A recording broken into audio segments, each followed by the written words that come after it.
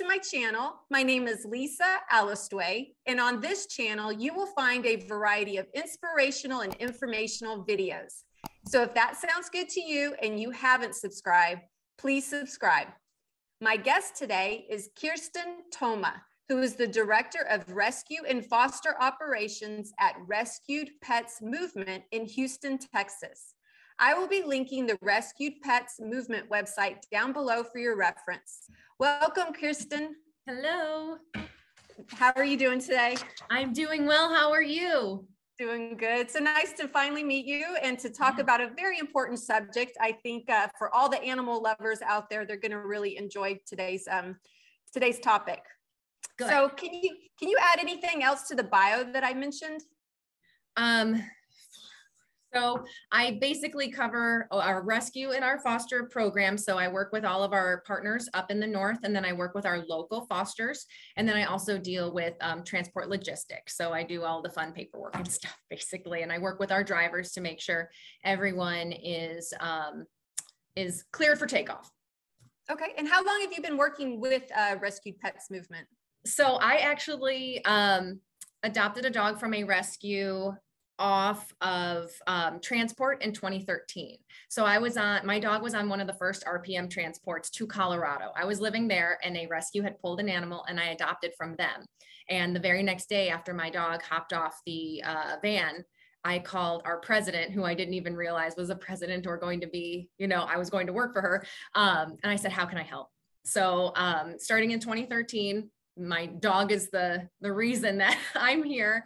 And then I moved over to a shelter for a little bit of time. And then I came back. So total in animal welfare, it's been almost 10 years with RPM. I'm going on about 5. Okay, fantastic. So for those that are not familiar with what Rescued Pets Movement RPM is exactly, can you just kind of break down what your organization is about? Yes, I would love to.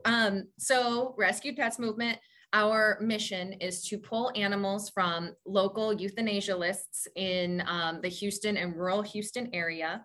And we take those animals, we rehabilitate them medically if needed, and then we transport them to areas in need of adoption. So if you can believe it or not, there are actually areas in the country who are hurting for adoptable animals. They don't have strays, they have better laws, they have things like that that cause their shelters to be a little bit emptier and actually have a demand for these animals. And lucky for us, we have the supply. So RPM is basically I call it the Greyhound bus in between the shelters and the rescue partners who can adopt these animals out to people looking for pets. So it's also encouraging rescue in the northern states because a lot of them aren't aware of the problems we have down here in Houston. So we're educational, we're medical, and we're transport. We definitely help lower those numbers and give some breathing room to some of the local shelters. Okay, very cool. So yes, we're in Houston and it's a metropolitan area. There's lots of unwanted animals roaming the streets all the time. So I'm interested in these areas where there's a demand. Can you tell the audience what parts of the country are we seeing this shortage of animals and a need for animals? Yes. So northern states, our main partner is Colorado. We transport to Illinois, Wisconsin, Virginia. If you're noticing a trend, there's a winter. So these states tend to have fewer strays. Here in Houston, we have a year-round breeding season. So there is never a break. Animals can continue to breed and breed and breed, and the life cycles just continue on and on and on. One dog creates 8 puppies, who creates 8 puppies, and so on and so forth. And, kittens everywhere. So we're constantly dealing with the flow never stops. So in winter, animals are no longer breeding in these northern states. They also have much stricter leash laws and spay-neuter laws. And basically pet ownership is a lot more, it's a highly focused area of education. Whereas in the southern states, we don't necessarily always have laws for the animals as sentient beings. We fall under agricultural laws. So we don't always require that these animals be kept up to date on spay neuter or doing anything like that. So we don't have the rules in place for animals to be sentient beings. Instead, they can be treated like property down here almost.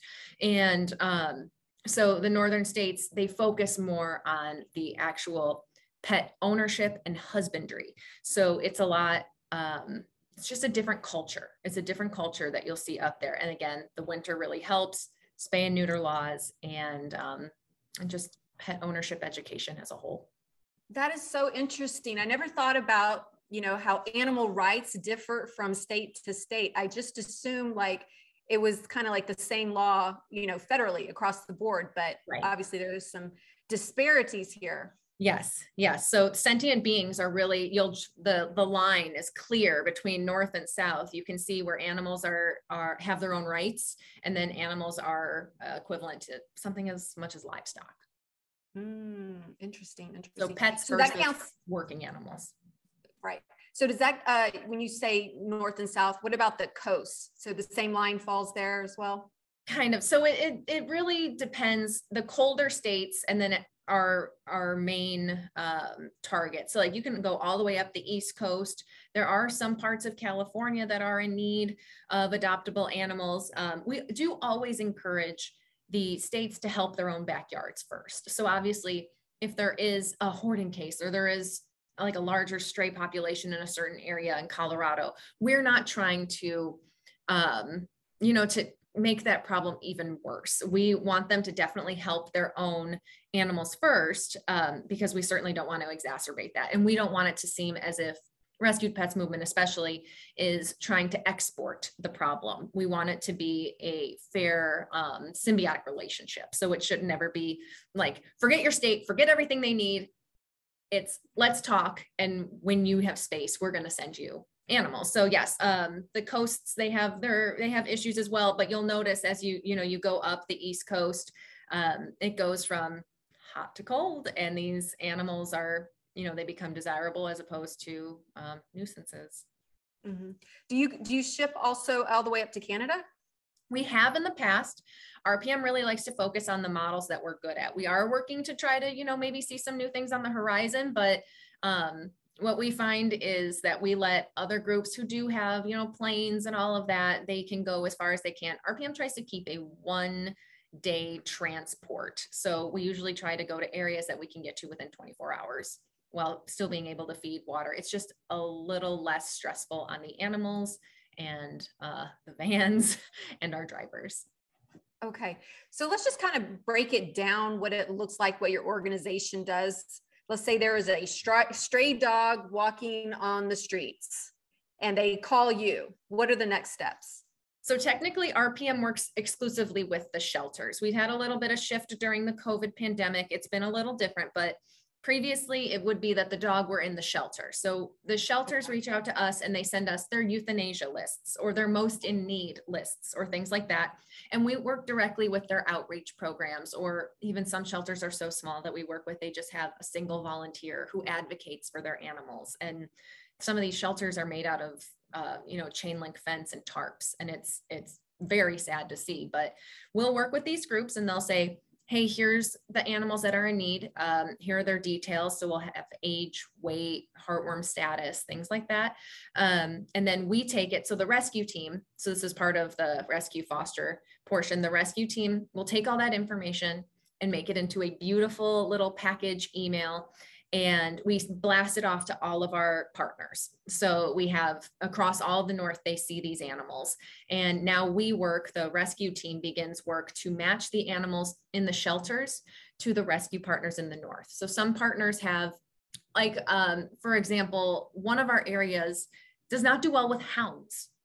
A hound is not highly adoptable there, whereas in other areas they are. So it's very curious. One rescue doesn't do well with chihuahuas. Who would have thought, but another rescue, it's just like they're known for them. So the rescue team then takes all these animals, and it's kind of like one of those questions in like on an English test or something, where you have all of the answers on one side and the questions on the other, and then you have to draw the lines to it. So we have all of the animals in need. We have all of our partners. How are we going to help all of these animals, and where do they need to go? So we are taking those and we're basically highlighting and we're giving voices to the voices. So they're telling their stories. They're saying this dog was found injured in a dumpster and the construction crew hadn't gotten there yet that day. And thank God, because the entire thing was covered and leveled out before the Good Samaritan found this dog and brought it to the shelter. So we tell their stories, and some resonate with rescues. And then the rescues will say, I'd like to bring this dog to the north, or we call it tagging. I'd like to tag this dog.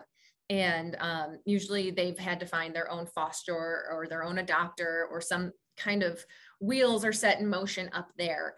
But the rescue team is responsible for marketing the animals in these shelters and matching them up to the rescues in the north. Okay. Do you put the, so there, these dogs, and do you do cats as well? We do cats. We have a very, very large cat program. They do a great job. Oh, fantastic. So they are on death row, basically, in these shelters. So are you given like, look, we have 1 week to get this dog matched. Do you have that also laid out? Yes, sometimes we have 1 week, sometimes we have 1 hour. Oh my God. It comes down to the rescue team members will be on their phone texting our partners furiously. They'll be on the phone calling. We'll Facebook message. We are not too proud to beg, is what we say.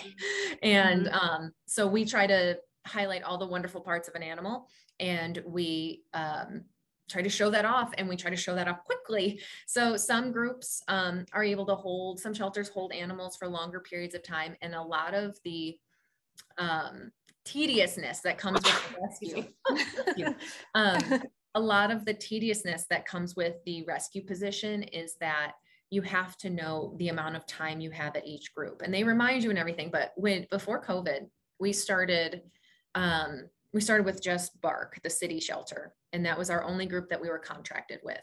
And slowly we began to branch out, because during COVID, everybody wanted to adopt an animal.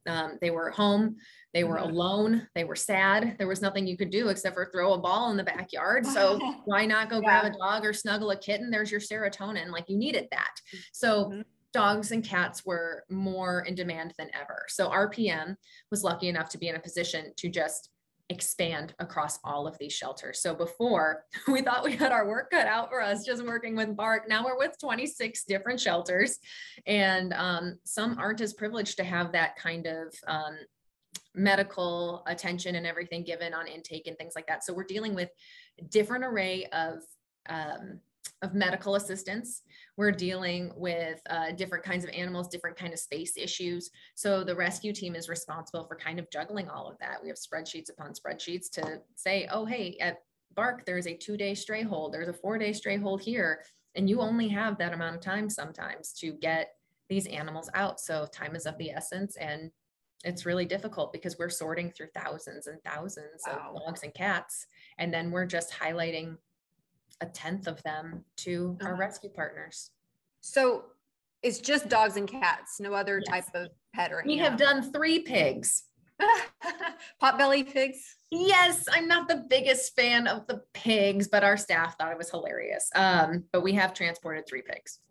Okay. All right. And so you said you work with 26 shelters currently in Houston. Yes. And how many partners do you have across the United States? So I think total, we had 44 different partners for dogs, and I don't want to misspeak, but it was 20 plus.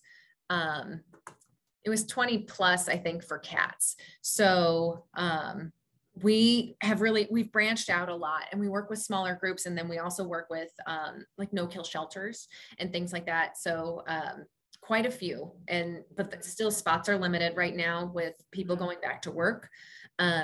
We are seeing returns in the shelters, and it's hard. There's a lot of people who just didn't realize, the amount of work that comes with an animal, or separation anxiety is one of the hardest things. You go from spending every single second with an animal, never having crate trained it, never having, left it at home alone before, and suddenly you don't have a door to your bedroom because it ate right through it.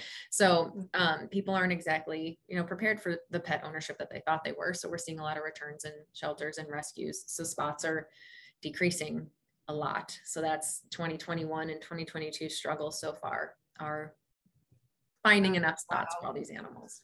So when you make the trade, do you require that they be spayed or neutered? Yes. So we have contracts with everyone.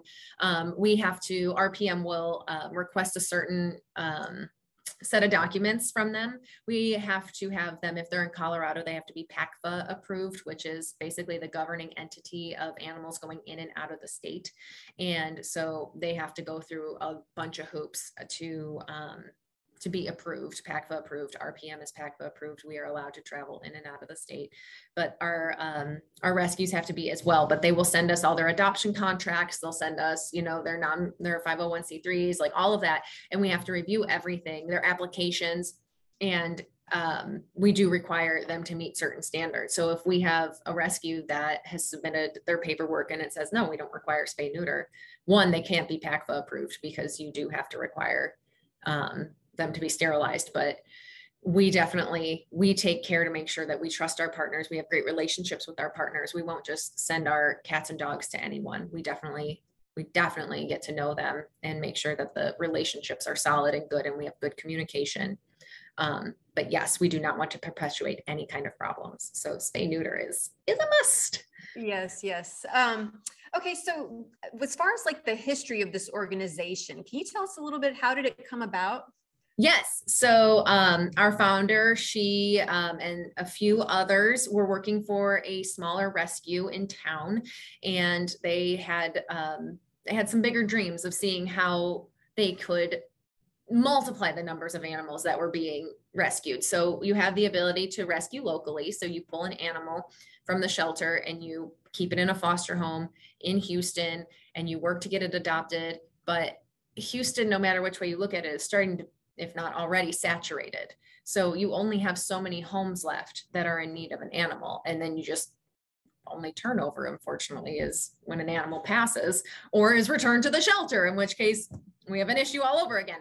But the group, they wanted to be able to save more. And they started doing their research and saw that there were other areas in need of these adoptable pets. And so they said, well, how do we get them up there? What can we do to get them up there? So that's when the transport model started. And Cindy, she is our president. She actually worked this model in New Mexico. So she started down in New Mexico. Artesia, New Mexico is where she actually began the first transport and moved the model up to Houston. And again, when she came to Houston, she went to traditional rescue, and then she thought, Houston needs us just as much. So let's go ahead and try to do this on a bigger scale. Oh, fantastic. Fantastic. That's really interesting. And as you're talking, I understand the importance of saving these animals and how you guys are in great competition with all the puppy mills, all the, $3,000 designer dogs that people want, when there's like hundreds of homeless and unwanted dogs seeking a home. So I imagine that 1 million homeless cats and dogs in the city of Houston alone. That is not taking into consideration the counties or surrounding counties. 1 million homeless animals. Wow. So if anybody's watching this and thinking, do I really want to pay $2,000 for that designer dog? Really think twice and, save the life of an animal that's already here that we need to get them off death row. It's true. It really is true. Yes. So, okay. So let's talk about the foster program and what are the eligibility qualifications and how does it work? So to be a foster with RPM, you go through a quick application process. Honestly, it takes you just a few minutes. And the whole point is to find out, what are you comfortable with? So then we have a lovely onboarding video and we kind of give you a whole rundown of RPM. Because we are a different kind of model, not many people are prepared or used to fostering. What's great about us, about fostering for Rescued Pets Movement, is all of the animals that you're going to take into your home have an outcome already. You are not waiting for adoption. They all have a place to go, and usually within 2 weeks. So you are only having to foster for 2 weeks at a time max. And we offer refostering and all kinds of other things. We match you specifically with cats and dogs that fit your lifestyle, fit your home, fit the current pets, anything that you could possibly need in order to have success fostering. We provide supplies, so you don't really need to have too many monetary restrictions.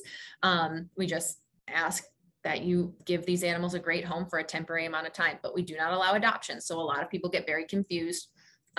You do not take a dog into your home with the intent to adopt, or like, oh gosh, I'm going to fall in love and keep this dog forever. We have so many great local rescues, and even the shelters offer foster to adopt programs where you can go try on the shoes basically before you buy. So you can go pick out these cats and dogs, and you can actually say like, oh, okay, this dog or cat works perfect in my home. But for us, you've got to have that thick skin, because after a week or two, you are going to show up on a Tuesday or Thursday morning with a carrier filled with basically your heart and soul. And we'll put a collar on this baby and put them onto our vans and send them off to the different states. So all of those animals have rescues waiting for them. There isn't a single animal that's going to go out and just be dumped on a street. We have rescues waiting in parking lots, like meeting spots for these animals specifically. They have their medical records, they have everything, they have all their background. So these animals that you're fostering are basically, all you have to do is keep them happy for 2 weeks. It's so simple. So the process goes where you're onboarded, and then we can get you set up with an animal same day. Honestly, we have a clinic in the Heights, and we will bring a lot of the animals from the shelters to our clinic. We offer all the medical care there, so you never need to have your own vet visits. You'll come to us. We offer full services of exactly what we need, but it's only for our animals. So the clinic is not operational for the public. It's just for RPM foster animals. But you'll have, if there's an emergency, you can contact us. There's really no question as to what you need to be doing. We make it really simple to foster. And it's a really nice deal. Yeah, it's really cool that you get to be a part of the rescue process. Like you said, you can adopt, but the whole purpose is to give this animal their forever home and to be a part of that process to get them to that forever home. So I think that's really beautiful. Yeah. Right. So it's kind of, you guys are like the middleman making, this happen. Yes, we truly are. And that's where the Greyhound bus comes into play. We don't find, you don't get adopted on the Greyhound bus. You usually have a destination you're going to. You're not going to find love on the bus. Right. Meet someone. If somebody wanted to foster, can they go on your website and look at the animals, read about the animals? So that's tough, because our inventory, and I'm going to call it inventory, it sounds callous, but our inventory, the number of dogs and cats that we have in our program at any given time is exorbitant. So we have somewhere around 300, 400 animals at any given time in our program in foster homes. So we are we're constantly pulling more and more from the shelters. And so it changes quickly. We do have each cat and the dog team. So I'm specifically over dogs. I can speak on behalf of RPM. I've been with Rescued Pets Movement for so long, but I'm specifically over the dog team. So if I mention dogs too much, it's because that's the side I'm used to. But we will send out kind of like an email blast almost, and it'll be like a sushi menu where you can just scroll on through it and you can see the animals that are available. They have their stats. So like age, weight, because I know that does matter. If you're in an apartment, it's difficult to have a 70-pound dog, but it's much easier to take home, a 1-year-old 25-pound dog. And we have those kinds of animals that do need foster. But you'll get those blasts and you can see exactly what's in need. We send them daily. But our website doesn't really have it because it would require too much updating. And then there's a lot of change that happens. So it's difficult to be able to say like, here's all of the animals in need. So it's kind of, once you're in the fold, then you know where to find all the animals. So we draw you in and then we get you started.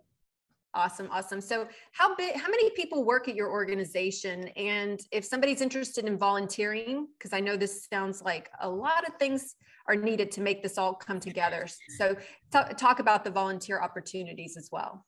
Okay, so you can actually sign up on our website. Volunteering you can do in person. And so again, we have our clinic in the Heights, and that's where you can actually pet dogs and cats. And it's not typically something you just come into snuggle with, but we need volunteers who walk dogs. You never think about it, dishes and laundry, because we have these kittens and these puppies have, little beds and towels and blankets and stuff that they may need, because they will have temporary stays in our clinic.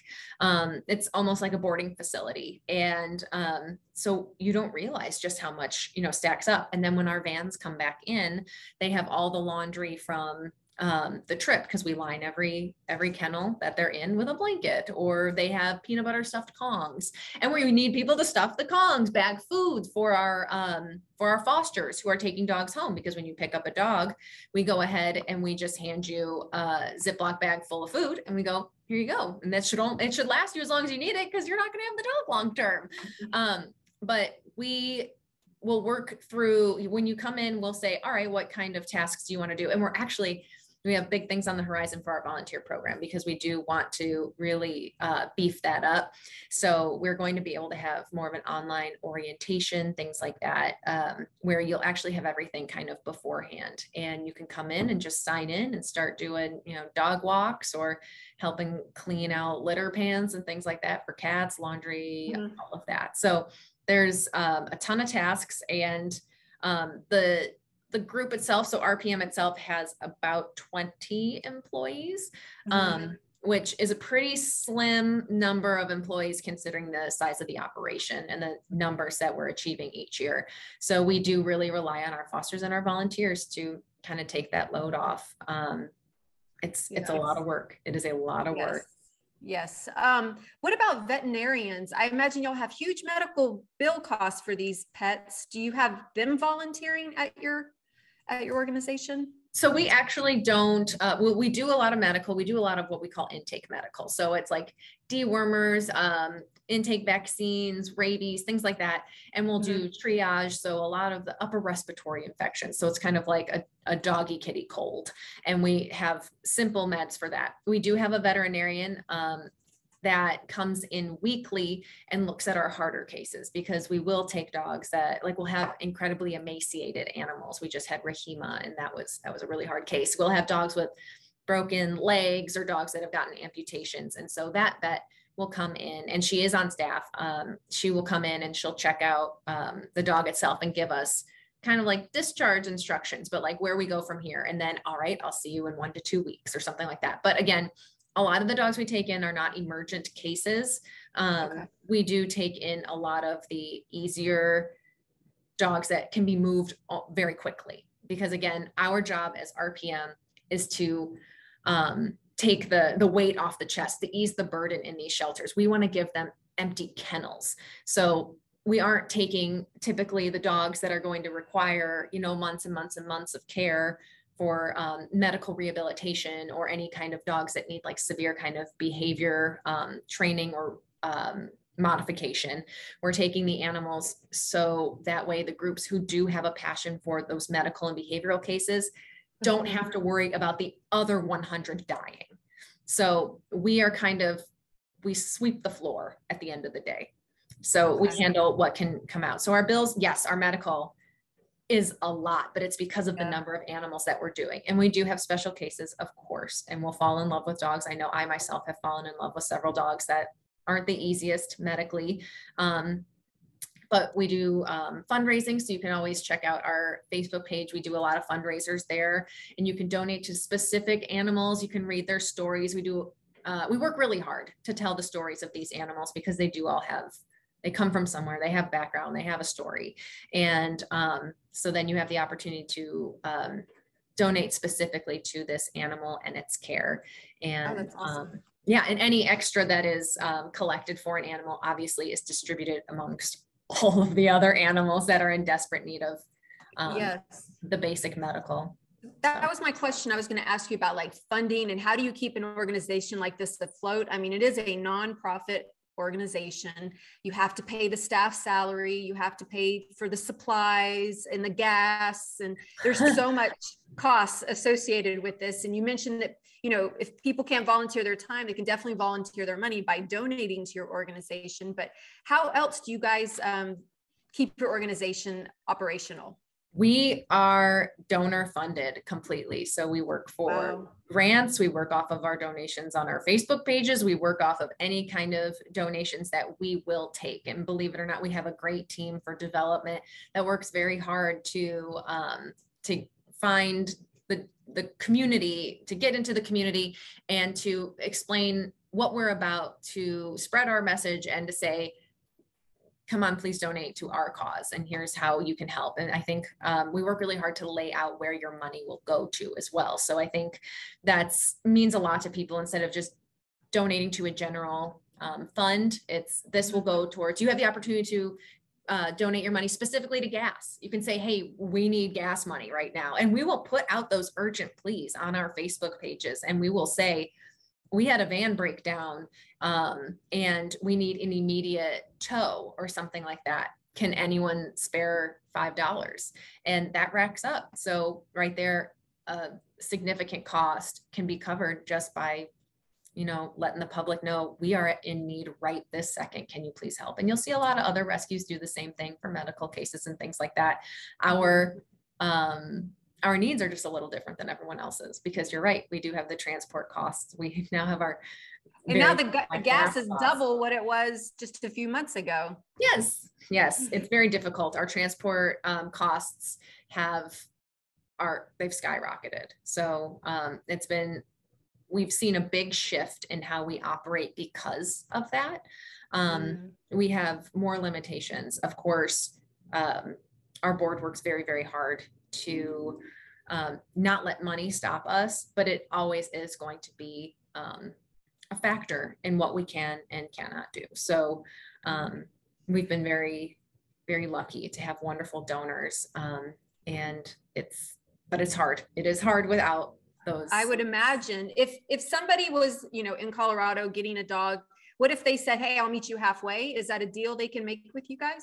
It's almost more difficult. I'm not going to lie to you. And the reason being is because we do a one-stop shop. That would be the equivalent of United stopping their plane somewhere for one person to get off and then keep going. So it's kind of, now we've got to, and then that's staff time right there to arrange the stop. Are we going to the same place and everything?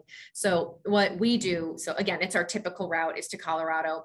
We go straight up I-25, which is the main interstate that divides Colorado, and we'll stop at different locations that kind of are equidistant apart. So each part of the state can reach us easily, and people will just bring their own transporters, their Fosters, you have their Subarus with the crates in the back, and they'll meet us and take the animals off their transport and bring them to wherever they need to go. So it is, it's not necessarily halfway, but it's the same spots every single week in order to, we love consistency. So everyone knows where they're going to be, but yes. You're on a schedule, you're on a rhythm. So exactly. Yes. Okay. So, and they're never transported via airplane. We've had instances of that, but it is not the way RPM works. So it would be a very specific instance. Uncommon. It's not how we typically do things. We go with our vans. You throw what you know. Yeah. Definitely. So do you guys have collaborations with different companies, other organizations that also help? We do. We've partnered with Best Friends before. We've partnered with Maddie's Fund. We've done a few joint transports with other groups here. We will basically work with anyone who wants to help animals.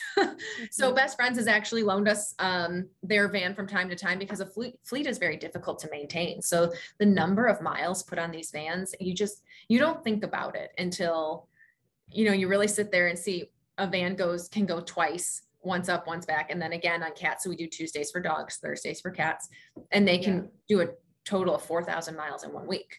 So and that's one van. And now we go every single week for an entire year.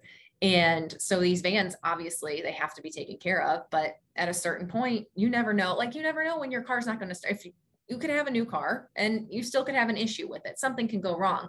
And so the same as with our vans, we go to turn the engine over in the morning and it's,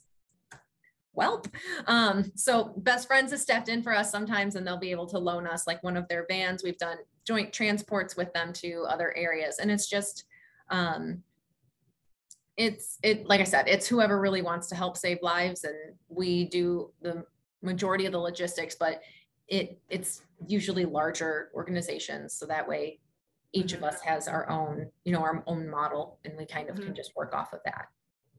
Fantastic. Well, I think it's so awesome what you're doing. And I think it's so compassionate and we need more people like you that are making a difference. Even if it's for animals, it is making a difference in that animal's life. And I appreciate what you're doing. Thank you so much. And I'm happy to do it. We are all happy to do it. I'm very proud to say, because I've worked in a lot of different organizations, that at RPM, there isn't a single person who does not care about animals. Everybody here cares so deeply about animals. And it's just an amazing thing to see that even if you were, I don't encourage it, but even if you were to cut all of our salaries, I don't know if any of us would leave, because we're here for the animals. Awesome. Awesome. Well, we're getting here to the end. Is there any final thoughts you want to share with the audience about Rescue Pets Movement? We're a lot more accessible than you think. So definitely check us out, and you don't have to foster for life. And again, it's a short-term commitment. So fosters are our lifeblood. That is what keeps us going. Donations, obviously. So always go ahead, check out our Facebook page, because that's going to have one adorable photo. So you always want to see adorable animals. And two, fostering is a lot easier than you think it is. We give you everything. We give you all of the tools. You have constant support. You don't have to find your own adopters. You don't even have to fully fall in love. I mean, I encourage you to take a dog that barks all through the night, because then you won't fall in love, and it'll be nice and easy on Tuesday morning. Little pat on the head. There you go. Have fun. Yeah. So, yeah. It's a lot easier than you'd think. And I know everyone says, I don't know how you do it. I get so attached, and you think, I do it because there are hundreds and thousands more behind this animal that need me. So it's hard when you kiss them goodbye and you send them on that transport, because they do go to their rescues and we don't get a ton of follow-up. We share any happy tales that we get, but we don't get a ton of follow-up, which is sometimes difficult, but you also have to trust the process, trust the people we work with, because we also, the rescue team is working with a great set of partners, and we only work with those who we trust. So it's all a foundation built on trust and compassion. And if you think you have the chops for it, try it. If you think you don't, try it anyway, because I bet you have a lot more strength than you think you do. And it feels really great to save an animal. Absolutely. Absolutely. Well, thank you, Kiersten. I appreciate you being on my channel today and sharing your organization with my audience. And again, I think it's a great opportunity to be a part of the rescue process, because that's what it basically is. You are rescuing this animal from death row, which is, making a difference in that animal's life. And as you said, there's hundreds more behind them that you can help as well. So keep up the great work. Thank you so much. And thank you for helping us spread awareness and the message, because the more you know, even if you don't foster it, just knowing that there's an issue, you can always share, spread awareness, and educate. That's the most important thing to get through the homeless animal issue. Yes, fantastic. If you guys like this video, be sure and give it a thumbs up, and don't forget to comment and share and subscribe, and hit the bell to be alerted to when the next video drops. Thanks for watching. Bye. Thank you.